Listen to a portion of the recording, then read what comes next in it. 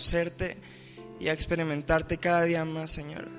Te agradecemos por todas las bendiciones. En Cristo Jesús. Amén. Vamos a cantar este salmo. Si quieren aplaudir, pueden hacerlo así como en el coro nada más. No es cierto. Dice: oh, ven, ven y deleítate en el Señor, y Él te concederá las peticiones de tu corazón.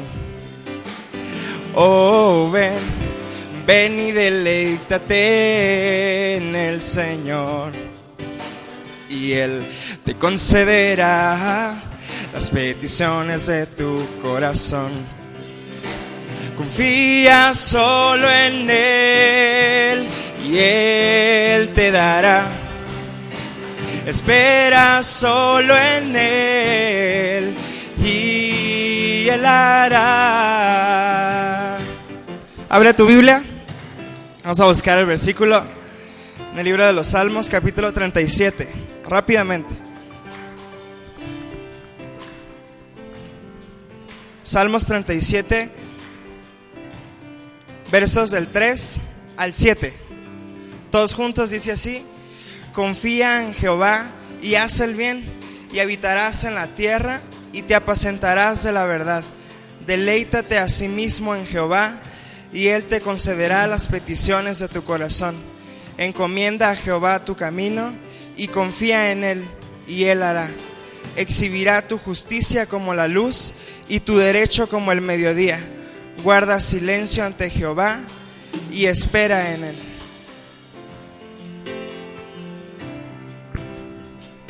Dice: oh, ven, ven y deleítate en el Señor, y Él te concederá las peticiones de tu corazón.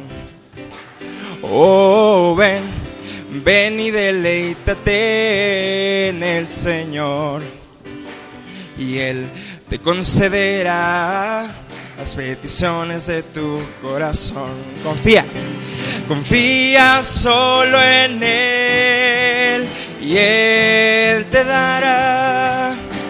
Espera solo en Él y Él hará. Confía solo en Él y Él te dará. Espera solo en Él y Él hará. Oh, ven, ven y deleítate en el Señor, y Él te concederá las peticiones de tu corazón. Las peticiones de tu corazón. Las peticiones de tu corazón. Me llama mucho la atención este versículo en el mismo Salmo, en el 7, donde dice: guarda silencio ante Jehová y espera en Él. Muchas veces hemos orado, ¿no? Y decimos: no escucho tu voluntad, y buscamos y vemos la Biblia y pedimos consejo. Señor, ¿qué hago, no? Para los que van a salir ya casi, para los que están buscando una iglesia, para los que están buscando la voluntad de Dios para sus ministerios, y buscas, ¿no?, la voz de Dios. Y creo que, no sé, todos tenemos diferentes experiencias, pero el Señor, cuando menos lo esperas o en el momento menos esperado, Dios te habla a través de una persona, a través de un gesto, a través de en tu oración. Cuando estás guardando silencio y de repente Dios empieza a hablar a tu mente y se te empiezan a ocurrir ideas y dices tú: wow, esto es, ¿no? Y de verdad Dios nos sorprende cada día, ¿no? Y vamos a entonar este canto que habla de esto, y que de verdad podamos aceptar la voluntad de Dios, sea como sea, ¿no? Gozosos, deleitándonos en su voluntad. Cantamos. Quiero escuchar tu dulce voz, rompiendo en silencio en mi ser. Sé que me haría estremecer, me haría llorar o reír. Caería rendido ante ti y no podría estar ante ti, escuchándote hablar, sin llorar como un niño, y pasaría el tiempo así, sin querer nada más que escucharte hablar.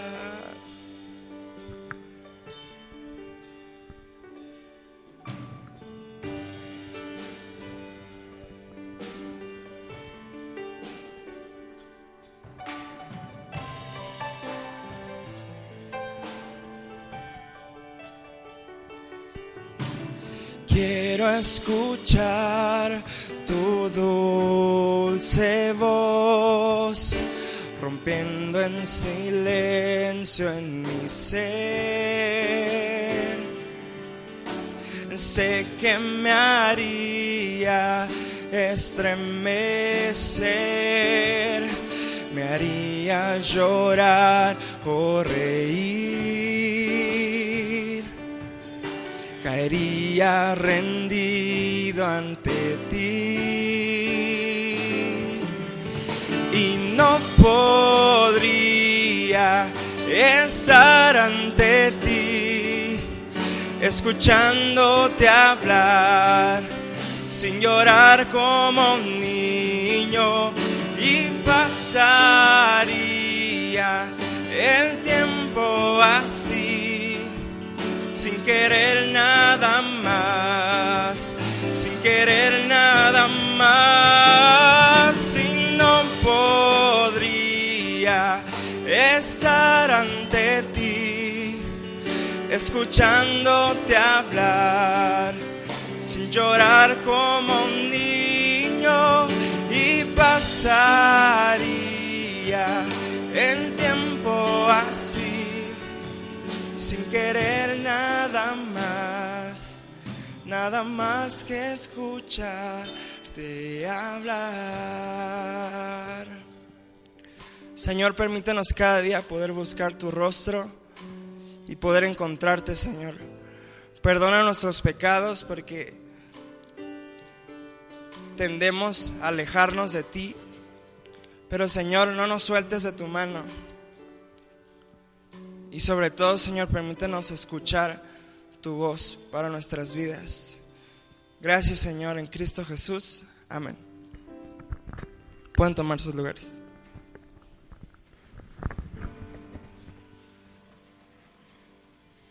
Bien, y pues viene otro momento importante dentro de nuestra capilla, el momento de escuchar la palabra. Y le voy a pedir a mi hermano Daniel que pase, por favor, a compartirnos este día. Que abran sus Biblias, por favor, en 1 Samuel capítulo 9.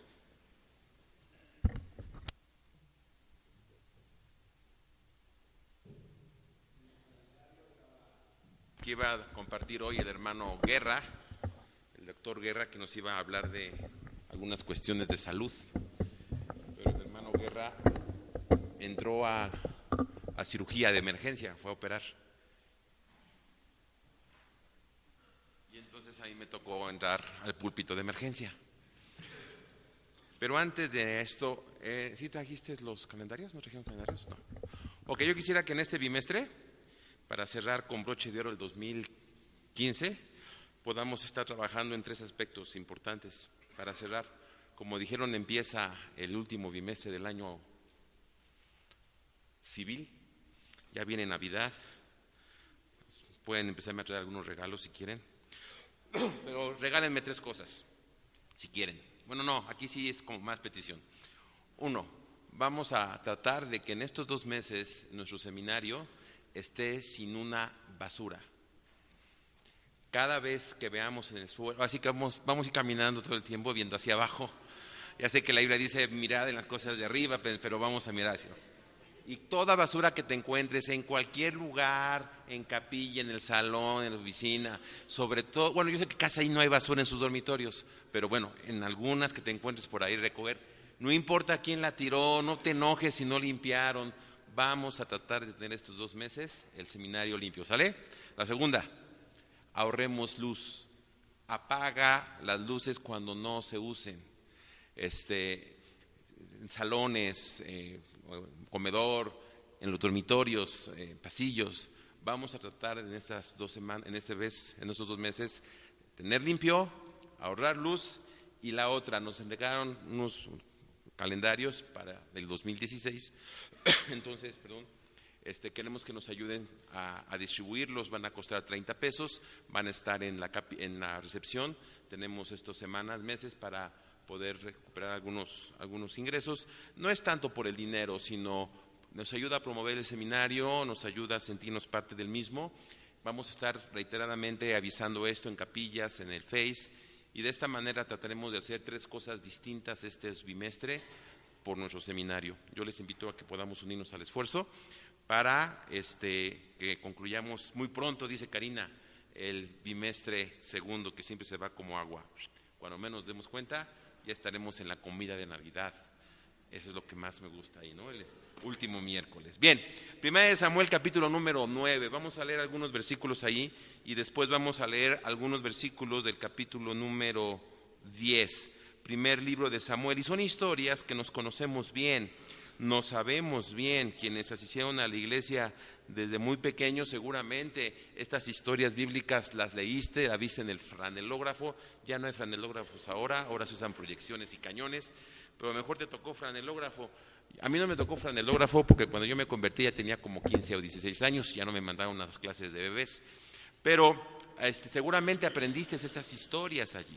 Entonces vamos a dar algunos versículos para refrescar la historia y después vamos a ir haciendo referencias a algunos eventos narrados en estos capítulos. Capítulo 9, versículo del 1 en adelante, dice así: había un hombre de la tribu de Benjamín muy respetado, cuyo nombre era Quis o Cis, hijo de Abiel, hijo de Seror, hijo de Becorat, hijo de Afía, también benjaminita. Quis o Cis tenía un hijo llamado Saúl, que era buen mozo, ¿alguno aquí presente? Y apuesto, muy buen mozo y apuesto. Las muchachas saben sus ojitos y sus oídos, ¿no? Y como ningún otro israelita, tan alto que los demás apenas le llegaban al hombro. En cierta ocasión se le extravieron las burras o las mulas. Y si vamos hasta el versículo 15, un día antes de que Saúl llegara, el Señor le había dicho esta revelación a Samuel: mañana a esta hora te voy a enviar a un hombre de la tierra de Benjamín, lo ungirás como gobernante de mi pueblo Israel, para que lo libre del poder de los filisteos. Me he compadecido de mi pueblo, pues sus gritos de angustia han llegado hasta mí, como fue en el tiempo del Éxodo. Cuando Samuel vio a Saúl, el Señor le dijo: ahí tienes al hombre de quien te hablé, él gobernará mi pueblo. Versículo número 20. En cuanto a las burras que se perdieron hace 3 días, no te preocupes, que ya las encontraron. Y agregó: lo que Israel más desea no tiene que ver contigo y con toda la familia de tu padre. Vamos al capítulo número 10. Entonces Samuel tomó un frasco de aceite y lo derramó sobre la cabeza de Saúl, luego lo besó y le dijo: es el Señor quien te ha ungido para que gobiernes a su pueblo. Hoy mismo, cuando te alejes de mí y llegues a Celsa, en el territorio de Benjamín, cerca de la tumba de Raquel, verás a 2 hombres. Ellos te dirán: ya encontramos las burras que andabas buscando. Pero tu padre ya no piensa en las burras, sino que ahora está preocupado por ustedes y se pregunta: ¿qué puedo hacer para encontrar a mi hijo? Más adelante, cuando llegues a la encina de Tabor, te encontrarás con 3 hombres que se dirigen a Betel para adorar a Dios. Uno de ellos lleva 3 cabritos, otro 3 panes y el otro un odre de vino. Después de saludarte te entregarán 2 panes, acéptalos. De ahí llegarás a Gibea de Dios, donde hay una guarnición filistea. Al entrar en la ciudad te encontrarás con un grupo de profetas que bajan del santuario en el cerro. Vendrán profetizando, precedidos por músicos que tocan las liras, panderetas, flautas y arpas. Miren, ya había grupos de alabanza en aquel tiempo, ¿no? Diríamos ahora. Entonces el Espíritu del Señor vendrá sobre ti con poder y tú profetizarás con ellos. Y serás una nueva persona. Cuando se cumplan estas señales que has recibido, podrás hacer todo lo que esté a tu alcance, pues Dios estará contigo. Las narraciones de los libros, de estos libros de Samuel, son sumamente interesantes. Leerlas atentamente nos hace percatarnos que las cosas no son tan nítidas. Sí. Si somos honestos, muchas de estas historias en la Biblia nos causan desconcierto, si somos honestos. Algunos eventos causan desconcierto y vergüenza, porque nos muestran las debilidades humanas claramente. Otros sucesos nos causan desconcierto y asombro por la manera en que Dios se manifiesta con portentos y milagros. Otros acontecimientos nos causan desconcierto y agradecimiento, porque cuentan lo que Dios está dispuesto a hacer por el hombre, por nosotros, por el mundo y por su iglesia. Pero otros muchos nos causan desconcierto, embrollo, complicación, porque parece que las cosas no son claras en cuanto a la buena voluntad de Dios y la necedad del hombre. Tal parece que la buena voluntad de Dios y la necedad del hombre en estas historias que se parecen a las nuestras se va entretejiendo para ir cumpliendo los planes de Dios en este mundo real y verdadero, como dijera López Dóriga, ¿no?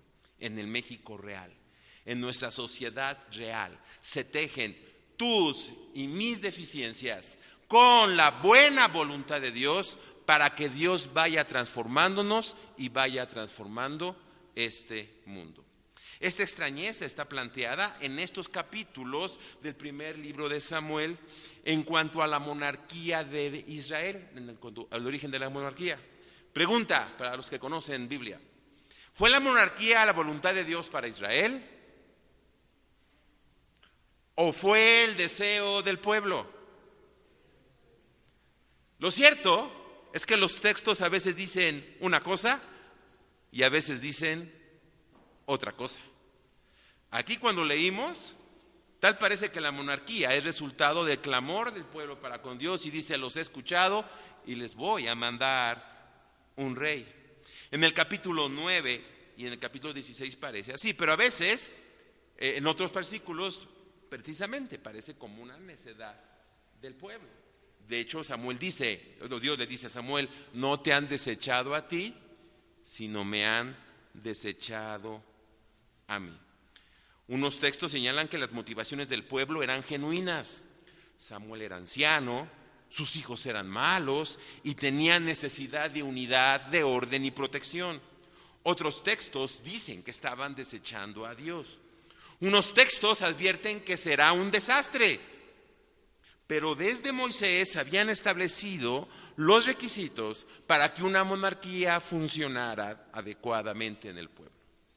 Entonces, ¿no les digo que nos causan desconcierto y embrollo? Además, hay preguntas que nos inquietan. Ahora bien, si no es la voluntad de Dios, ¿entonces Dios concede necedades? Bueno, al menos aquí sí hay una lección sobre la oración. El hecho de que Dios conceda lo que le pedimos, por muy bueno, lógico y pertinente que sea, no significa que estemos bien, ¿no? Cada vez que agradecemos algo que Dios nos concedió, deberíamos hacerlo con una actitud menos triunfalista y con más actitud de agradecimiento y humildad y arrepentimiento. Dice Romanos que cada bendición de Dios, ¿a dónde te debe llevar? Romanos 2 y por ahí. Al arrepentimiento. O sea, si Dios nos disciplina, ¿qué hay que hacer? Arrepentirnos. Y si Dios nos bendice, ¿qué hay que hacer? arrepentirnos. Al menos eso podemos aprender de estas historias. Hay dos ejemplos más. Otra cosa más. Parecería que la petición del pueblo es integrada al plan de Dios y sin implicar para nada que estemos bien, Dios desea involucrarnos para darnos oportunidad y realizar sus planes y así cambiar nuestro corazón. Hay otros dos ejemplos de este tipo de historias que hace Dios, tal parece que primero no y luego sí. La otra es los 10 espías, los dos espías y la entrada a Canaán. ¿Te acuerdas que Dios, que uno mandan los espías y regresan y dice, no vamos a poder? Y entonces Dios dice, pues entonces no van a entrar y van a estar 40 años. Y luego el pueblo dice, no, sí, vamos. Como que dicen, sí, nos equivocamos, Señor, perdónanos, sí vamos para allá. ¿Y qué dice Dios? Pues ahora no. ¿Sí me explico? Necedad la primera al no creer, sí. Necedad la segunda al intentar conquistar, también. Tal parece entonces que nuestros errores y necedades, Dios las integra a su plan para hacer cosas más sorprendentes. La otra es la historia de David y Betsabé. Siempre le cargamos al pobre David, a la pobre Betsabé, ¿no? Lo que hicieron mal. Pero si recuerdas, el segundo hijo que tuvieron fue el amado por Dios y con él comenzó el gran tiempo de Israel. Lo cierto es que nuestras vidas y la historia de Israel así nos los muestra, son así, se tejen entre nuestros aciertos y las bendiciones de Dios. Se tejen nuestras necedades y la soberanía divina. Pero Dios en medio de todo esto nos busca, como lo hizo con Saúl y con David, para cumplir su plan. Con esta historia aprendemos que Dios nos busca para 3 cosas. Esta historia narrada 8, 9, 10 y 11 en estas secciones del libro nos muestra que Dios nos busca. En todo esto Dios nos busca para 3 cosas. Primeramente, para elegirnos. Dios ha determinado escoger a su pueblo y a cada uno de nosotros para integrarnos en sus planes. Así hizo con Saúl, así hizo con David, así hizo con Samuel, así hizo con Moisés. De hecho, la petición necia del pueblo trajo como resultado que Dios buscara a Saúl y posteriormente buscara a David. Y así afianzar la monarquía de sus inicios mismos. ¿Sabes por qué Dios te ha buscado a ti? Porque otros han sido necios. ¿No? ¿No así pasó con Saúl y con David? ¿Quieren rey? Necios. Bueno, busco a Saúl y a través de Saúl los voy a bendecir. Así que tú no eres origen de algo maravilloso. Somos origen de errores de los demás, en cierta manera. Por un lado, Saúl viene de los benjamitas. Ahora, él nos elige por gracia. Hay que ver quiénes son estos dos. Mira, tanto Saúl como David son escogidos y son los menos que podrían ser elegidos. Por un lado, Saúl viene de los benjaminitas, una de las tribus que casi se extingue en el tiempo de los jueces. Una tribu muy pequeña. Y la familia de David es una de las más pobres en Israel. Uno cuidaba mulas y el otro cuidaba borregos. No es por nuestra bondad, no es porque seas muy inteligente o que hayas sacado 10 en la prepa. Es por pura gracia. Y si es por pura gracia, a la cual debemos responder, debemos hacerlo con agradecimiento sincero e integral. ¿Sabes? No sabemos agradecer a Dios. Creemos que es premio. No te trajo Dios al seminario ni te va a llevar a una iglesia a servir porque te esté premiando.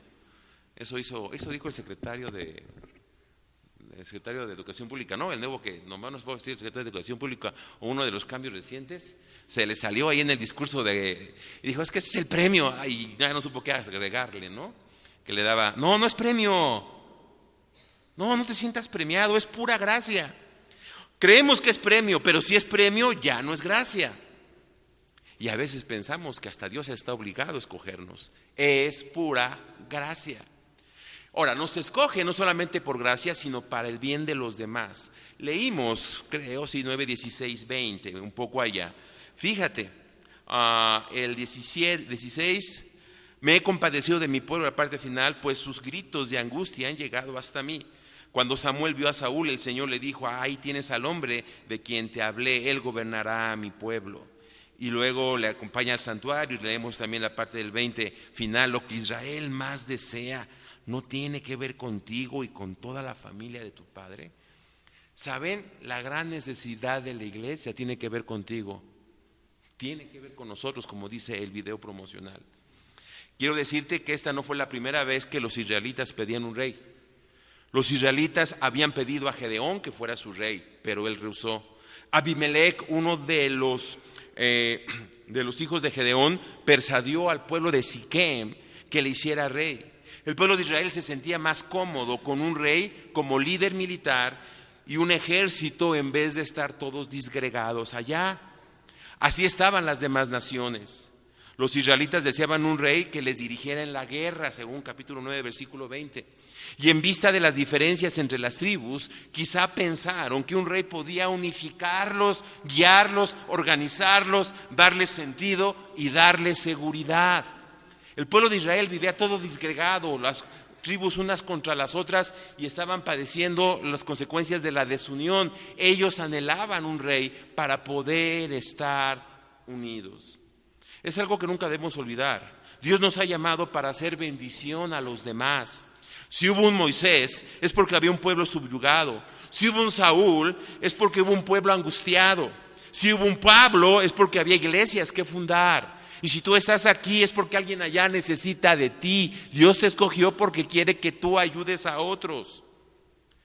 Si hay uno de nosotros, es porque hay que vivir aún en medio y a pesar de nuestra complicada historia, en bien de los demás. Sí, aunque nuestros familiares los metan a la cárcel, aunque mis hijos o yo mismo me enferme, aunque esté con pendientes, aunque esté con muchas cosas sobre mí, estamos puestos para hacer bien de los demás. No podemos decir que porque tengo esto, que porque tengo lo otro, no puedo hacer el bien. Puedes levantar un papel, puedes hacer algo por otros. No solamente por gracia y para el bien de los demás, sino para cumplir su historia. Lo que Dios tiene planeado en el mundo tiene que ver con nosotros, con nuestra vida, con nuestra existencia, cómo somos y cómo estamos. ¿Para qué? Para ser cambiados y ser factores de cambio. Para ser mejor y para ser mejores y ser factor de mejora a nuestro alrededor. Si Dios permitió, y aquí los estudiosos dirían la voluntad permisiva, ¿no? No aparece el término en la Biblia, pero le tenemos que poner algo para entenderlo. Si Dios permitió voluntad permisiva o planeó la monarquía en Israel, cualquiera de las dos cosas, porque si leemos Deuteronomio ahí dice que estaba planeada. Por eso dicen los estudiosos que Deuteronomio se escribió después. Pero bueno, ese es otro asunto. Eso lo ven en sus clases de Antiguo Testamento. Si Dios permitió y planeó la monarquía en Israel, era porque había una situación que mejorar. Era para que hubiera consuelo y ánimo en nuestra sociedad. De eso se ha tratado la historia de todos los creyentes a través de los siglos.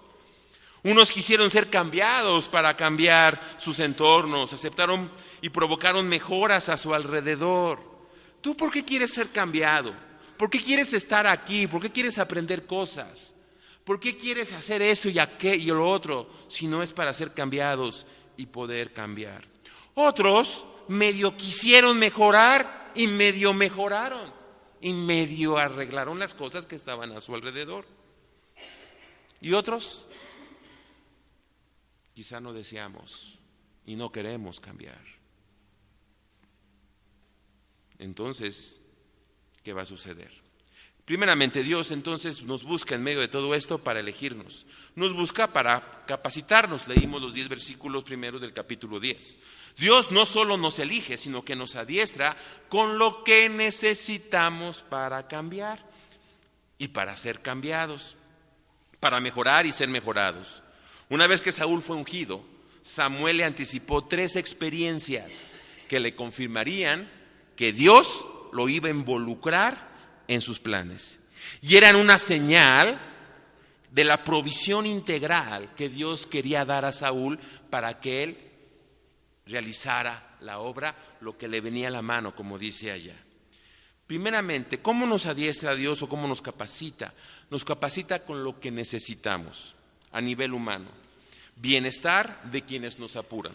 La primera señal es el sustento. 2 hombres junto al sepulcro de Raquel le avisarán acerca de las asnas perdidas y de la preocupación de su padre por el bienestar de ellos. Esto daría satisfacción a su curiosidad mental por saber el estado de las cosas materiales y de sus familiares. La cuestión de las asnas era muy importante porque las asnas eran el patrimonio de la familia. Entonces, obviamente, Saúl estaba preocupado y eso podía distraerlo de lo que Dios quería hacer en su corazón.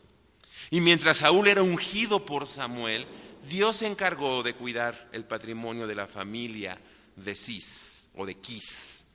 Mientras Saúl se involucraba en el reino para impartir justicia, ojo, mientras Saúl se involucraba en el reino, ¿para qué? Para impartir justicia, entiéndase, para ser de bendición a los demás. ¿Sí? Para eso uno se involucra en el reino, ¿eh? No sé si ya te diste cuenta, pero es para hacer el bien a los demás. Mientras Saúl se involucraba en el reino para impartir justicia, Dios cuidó de su propiedad. Jesús lo diría de otra manera: buscad el reino de Dios y su justicia, y todo lo demás le será añadido. Segunda señal, otros que te van a ayudar. Más adelante en el camino encontraría a 3 hombres cerca de la encina de Tabor, un árbol muy grande, muy fuerte. Esto lógicamente supliría su necesidad física porque le dan alimento, su hambre, pero a la vez le daría evidencias que otros estarían dispuestos a ayudarle y compartir sus vidas con él. En 10:26, si leemos allá, a ver si lo encontramos, capítulo 10, versículo 26, dice: también Saúl se fue a su casa en Gilboa, acompañado por un grupo de hombres leales a quien el Señor les había movido el corazón. Y capítulo 11, versículo 9, luego les dijo a los mensajeros que habían venido: vayan y díganles a los habitantes de Jabes de Galaad, mañana cuando más calor haga serán librados. Nota cómo Dios le provee a Saúl de la gente que le va a ayudar. Son muy conocidos los valientes de David, ¿te acuerdas? Abisai, el otro general que se me fue el nombre, Joab, Asael, son muy conocidos. Pero Saúl también tuvo sus valientes, gente dispuesta de corazón a seguirle, porque estaba dispuestos también a entrar a esta acción de Dios que los invitaba. Movidos por la mano de Dios, eran hombres valerosos, se apegaron a él. Ahora, dice la Biblia que eran hombres valerosos. El término valeroso se usa de distintas maneras. Puede ser fuerte o de valor, pero también puede ser capaz y que puede. El joven rey tenía unos cuantos, quizá hombres comunes y corrientes, pero que estuvieron con él. Y lo mejor es que sus corazones fueron tocados por Dios. Lo mismo pasará con David más adelante. Y mira quiénes eran los que acompañaban a David, ¿no? Una gente que debía impuestos, que le habían quitado muchas cosas porque estaban en contra allá, es otro tiempo allá. Sin embargo, Dios siempre va a proveernos de alguien. Contaba también con el apoyo de Samuel y era rodeado entonces ahora de gente capaz. Es un buen comienzo. Dios está entre los que me ayudan, dice uno de los salmos. Mejor 2 que 1, pues tienen mejor recompensa. Somos puestos como ayuda a los demás, no como estorbo o como críticos, como ayuda. Tú también eres ayuda de alguien. Por favor, estamos aquí para ayudarnos, no estamos aquí para estorbarnos. Ahora en los tiempos aquí que viene en la convención y con el seminario van a empezar el proceso de la formación del Consejo de Administración. Porque en estos tiempos, por circunstancias históricas, no ha habido. Eso es otro asunto. Y entonces hemos comentado y se han comentado. El hermano David también lo dice de una manera muy curiosa, como él acostumbra. Dice: si van a nombrar un consejo, por lo menos, que no estorbe. En serio, y hermano, si a ti te van a poner a hacer algo, allá en tu iglesia, en tu ministerio, a cargo de algo, mira, lo menos que puedes hacer es no estorbar. Sí, o sea, involúcrate a cosas, propón, pero ya de plano, o sea, no hay que interferir, hay que ayudar. Primero entonces, Dios nos capacita o nos da lo que necesitamos físicamente, nos da gente que nos ayude, pero también la tercera señal, con su espíritu. Al llegar a la colina, que en hebreo es Gabá, el pueblo de Saúl, encontrará un grupo de profetas. Pero Saúl se unirá a ellos para demostrar sobrenaturalmente que el Espíritu de Dios está sobre él. Y lo más maravilloso de todo sería que Dios lo cambiaría en otro hombre, así dice el texto. Esto obviamente tiene que ver con su hombre interior, su espíritu, su corazón. Y por cuanto Dios estaría con él, tendría la capacidad de juzgar y podría proceder entonces de la mejor manera. Dios en su espíritu nos ha dado su presencia, sus dones, su carácter. Sí, tenemos el carácter del espíritu: amor, gozo, paciencia, paz. Bueno, no sé si eso pueda existir a veces, no. Pero ese es el carácter del Espíritu en nosotros. Sí, hacemos énfasis en sus dones, el don de la predicación, don de la enseñanza, pero también su carácter, y ese es el que más habremos de reflejar. Y Saúl lo tuvo, su presencia, sus dones, para hacer lo que está a nuestro alcance, y Dios esté con nosotros. Excelencia, lo mejor que podemos hacer. Sabiendo que estamos en una constante tensión dentro de nosotros, debemos recordar esto. Es un cambio integral. Se cumplen las señales con el fin de cambiarnos. Saúl fue cambiado, se le dio un corazón distinto. Saúl fue diferente. Tal parece que el clímax de las 3 señales fue la llegada del Espíritu, que provocó un cambio en el interior de Saúl. El Espíritu Santo hace por lo menos 3 cosas en nuestras vidas. Nos engendra para salvación, nos cambia para santificación y nos dota de habilidades para servir a su iglesia y al mundo. Pregunta de los 64,000 pesos. Bueno, ustedes no se acuerdan de eso, pero en mis tiempos sí había ese programa. Pero pregunta: ¿cambió Saúl? ¿Fue cierto el cambio? Vamos a ver qué tan buenos son lectores de la Biblia. Entonces, ¿por qué no se comportó bien después? Te voy a decir por qué. Justamente por la misma razón que nosotros seguimos siendo igual. ¿Sí me explico? ¿Sí entendemos cuál es la intención de la historia? La intención de la historia no es criticar a Saúl porque cambia o no cambia. La intención de la historia es mirarnos a nosotros mismos. ¿Por qué Saúl no cambió? Olvídate de Saúl. ¿Por qué no cambias tú? Y vas a saber por qué Saúl no cambió. Para elegirnos, para capacitarnos, pero sobre todo para vencer. Sí. Lo cierto es que hay muchas cosas que nos esclavizan, realidades, mentiras que interfieren en nuestra relación con Dios y que nos abatean nuestra vida. Varias cosas venció Saúl. A sus enemigos.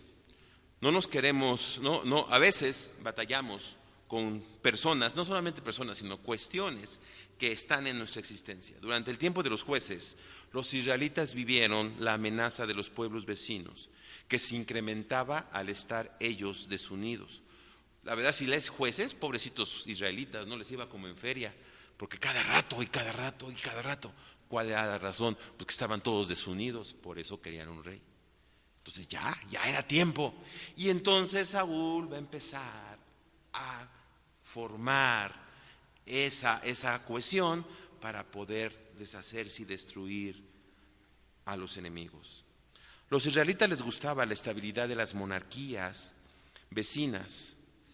El problema que esa estabilidad estaba relacionada con la idolatría, y esa fue la gran crisis cuando el pueblo de Israel comenzó con la monarquía, que empezaron a imitar las monarquías paganas. Pero fíjate, ni Saúl ni David tuvieron ese problema. Ese problema de imitar las monarquías paganas vino de Salomón para adelante, y sobre todo en el Reino del Norte. No critiquemos tan feo a Saúl, ahorita les voy a explicar por qué.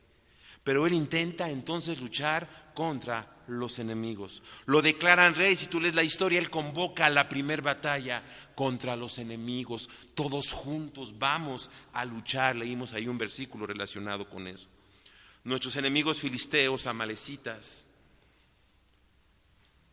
todo aquello que pueda ocasionarnos desorden o desequilibrio. Pero otra cosa que hay que vencer también es a nuestros críticos. Fíjense, 10:27. Vamos a leer qué dice 10:27. Bueno, 26. También Saúl fue a su casa en Gibea, acompañado por un grupo de hombres leales a quien el Señor les había movido el corazón. Está padre ahí, ¿no? Pero lee 27. Pero algunos insolentes protestaron. ¿Y este es el que nos va a salvar? Y fue tanto su desprecio por Saúl que ni le ofrecieron regalos. Saúl, por su parte, se enojó, se frustró, los criticó y los expulsó de la iglesia. ¿No, verdad? Perdón, así no dice, estaba leyendo un acta de una iglesia por aquí. No, Saúl, por su parte, no les hizo caso. Ahora, fíjate, capítulo 11, versículo 12. Vamos a ver qué encontramos ahí. Dice allá, el pueblo le dijo entonces a Samuel, ¿quiénes son los que no querían que Saúl, o sea, después de que ya ganaron, quiénes eran los que no querían que reinara sobre nosotros? Entréguenlos, que vamos a matarlos. ¿Qué dice Saúl? Sale, yo aquí preparo las lanzas. No, dice, nadie va a morir hoy. Intervino Saúl. En este día el Señor ha librado a Israel. Vengan, le dijo Samuel al pueblo, vamos a Gilgal para confirmar a Saúl como rey. Este sermón podría llamarse las cosas positivas de Saúl, ¿no? Lo cierto es que Samuel despide al pueblo, Israel tiene rey, pero ¿qué crees? ¿Qué crees? Israel tiene rey, pero no hay palacio real. Israel tiene rey, pero no hay ejército. Israel tiene rey, pero no hay ministros de gobierno. Esto me acuerda cuando el hermano David Tamés, que ahora es director del seminario Lacey, hace muchísimos años me invitó a empezar una iglesia. Y me dice, hermano, yo quiero que sea mi copastor, pero todavía no hay iglesia. Por el momento se ha establecido el fundamento, pero dice ahí el texto en el versículo 27 que cada quien se fue a su casa. Y luego se burlan de Saúl unas personas ahí que literalmente el texto dice que son hijos de Belial. Ojo, cuando criticas, según 1 Samuel, eres hijo de Belial. O otra palabra también que deriva es inútil. Así es de que ya sabes qué decirle. No se lo digas. Aquí se lo estamos diciendo a todos los que hemos criticado. Nos han dicho solo, eres un inútil y un hijo de Belial. A pesar de ser un pueblo redimido, no todos saben amar. No todos son solidarios. No ven ningún provecho en este hombre que es pedido y es deseado, como quiere decir el nombre de Saúl en hebreo. Pero muy sabiamente Saúl cayó, con doble L, cayó. La palabra hebrea quiere decir que Saúl pasó por alto su insolencia y permitió que lo hicieran. Se ve como un hombre paciente y en este momento está dispuesto a concederles a estos perversos el beneficio de la duda, como se dice por ahí. Guardará su energía y fuerza para pelear con sus verdaderos enemigos. Y esa pelea no va a tardar en venir. Hubo gente que no creyó en Saúl. ¿Sabes qué? También hubo gente que no creyó en David. ¿Y sabes qué? Va a haber gente que no va a creer en nosotros. Sí. ¿Qué hay que hacer con ellos? Ser pacientes. Ya no te gustó, ya no hiciste así con el gusto que vi hace rato. Sí, hay que ser pacientes. ¿Cuál es la mejor manera de poner en lugar a los críticos? Ser pacientes con ellos. En todo esto podemos ver que Saúl actuaba con prudencia. Su actitud de humildad y recato le recomiendan hasta aquí como buen candidato para ser el líder de Israel. A nuestros enemigos, a nuestros críticos, pero también nuestros temores. Si lees con atención del 17 al 28 de 1 Samuel 10, parece que Saúl sabía que lo habían escogido. Bueno, ya lo sabía, sí, cierto, y que era inevitable. Dice que se escondió detrás del bagaje o del equipaje, que incluía todo un gran mueble y un montón de cosas. Estaba ahí escondido, lejos de la reunión donde se le iba a nombrar rey. Qué cosa tan curiosa, ¿no? Van a nombrar al pastor, lo van a instalar y no encuentran al pastor, está escondido allá en la parte posterior del templo, todo asustado. Quizá a lo mejor lo hizo con cierta medida para no parecer así como que yo quiero ser, ¿no? Fue una timidez que desembocó en la irresponsabilidad y la falta de valor. También más adelante nos damos cuenta que sus temores Saúl no los pudo desechar.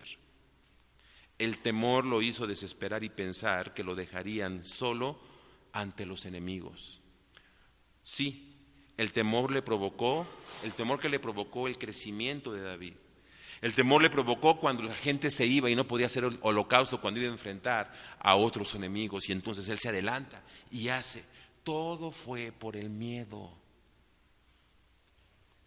Se ve como un hombre humilde, insisto, tímido, modesto y sin pretensiones.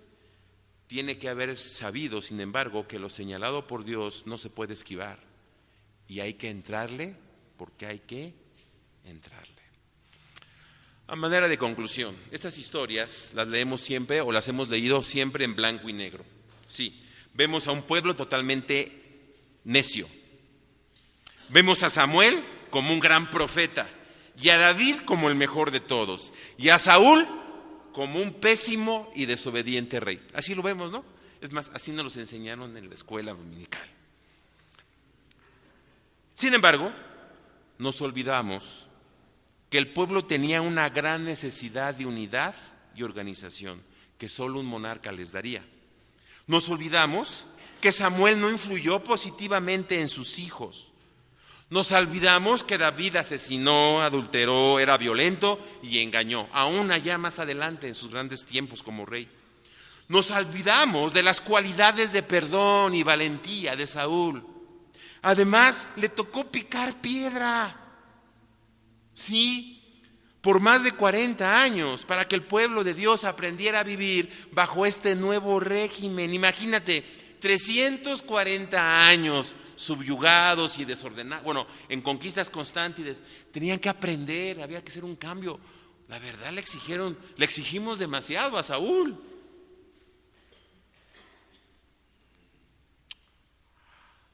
Tendrían que vivir con la decisión tomada, porque Dios no iba a dar marcha atrás. Es cierto que Saúl no fue el rey óptimo para Israel, aunque terminó suicidándose. Al menos, fíjate, al menos en su entender y perspectiva, quería salvar el nombre del pueblo y la dignidad de la monarquía. El acto de suicidio, en esos tiempos y en ese contexto, no es cobardía. Es salvar el honor del monarca, de la monarquía, de la institución. Porque si el rey es ofendido, todo el pueblo es afectado. ¿Sí me explico? Entonces, no seamos tan críticos con los Saúles que nos podamos encontrar. ¿Sabes por qué? Porque ese Saúl puede ser tú o puedo ser yo. Sin la persona de Saúl, David no habría podido lograr su empresa. Saúl le abrió el camino. Y ¿sabes? Eso lo reconoció David. Parece irónico. Nosotros condenamos más a Saúl que lo que David lo condenó. Siendo que David padeció más en manos de Saúl que nosotros que ni lo conocimos. Tengamos cuidado. Estas historias, más que hablarnos de otros, nos hablan de nosotros. Pero Dios buscándonos, capacitándonos para que venzamos. Que Dios nos bendiga.